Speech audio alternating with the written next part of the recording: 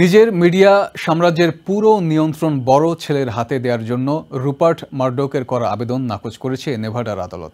সোমবার আদালতের একটি গোপন নথির বরাত দিয়ে এক প্রতিবেদনে জানিয়েছে নিউ ইয়র্ক টাইমস। 1999 সালে গড়ে তোলা ট্রাস্ট অনুযায়ী মারডকের উত্তরাধিকারী তার বড় 4 সন্তান, যে কারণে ছেলে ল্যাকলেনের হাতে মিডিয়া সাম্রাজ্যের নিয়ন্ত্রণ তুলে দেওয়ার বিষয়টির বিরুদ্ধে অবস্থান নেন বাকি 3 সন্তান। নেভাডা কমিশনার এডমান্ড গরম্যান শনিবার তার সিদ্ধান্তে উল্লেখ করেন, রুপার্ট মারডক ও তার বড় ছেলে ল্যাকলেন ফ্যামিলি ট্রাস্ট পরিবর্তনে অসততার আশ্রয় নিয়েছেন। রুদ্ধদ্বার শুনানির সিদ্ধান্ত এক নথিতে তিনি আনুষ্ঠানিকভাবে ঘোষণা দিলেও তা এখনো প্রকাশ করা হয়নি। ট্রাস্টে থাকা শর্তাবলী বলছে 93 বছর বয়সী মারডকের মিডিয়া সাম্রাজ্য সমানভাবে ভাগ হবে তার বড় 4 সন্তান Lachlan Murdoch, Prudence Murdoch, Elizabeth Murdoch ও জেমস মারডকের মধ্যে। মারডক চেয়েছিলেন তার মৃত্যুর পর ল্যাকলেন মিডিয়া সাম্রাজ্যের পুরোটাই নিয়ন্ত্রণ করবেন, তার ভাই বোনদের কোনো ধরনের হস্তক্ষেপ ছাড়াই।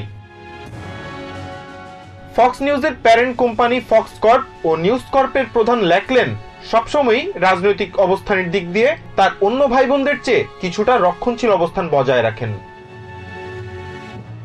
নিউ ইয়র্ক টাইমস জানায়, ফ্যামিলি ট্রাস্ট পরিবর্তনের জন্য রুপার্ট মারডক ও তার ছেলের করা আবেদনকে চতুরতার সাথে করা পরিকল্পনা হিসেবে অভিহিত করেছেন কমিশনার গরম্যান। তার মতে, এমন সিদ্ধান্তের ভবিষ্যৎ প্রভাব বিবেচনা না করেই মিডিয়া সাম্রাজ্যে ল্যাকলেনের নিয়ন্ত্রণ পাকাপোক্ত করতে চেয়েছিলেন তার বাবা।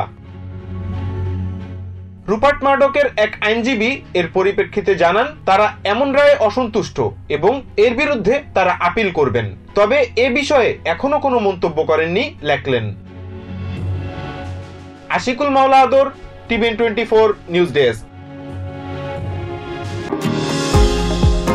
নিউ ইয়র্ক থেকে সম্প্রচারিত টিভিএন 24 টেলিভিশন বিশ্বজুড়ে বাঙালির কণ্ঠস্বর।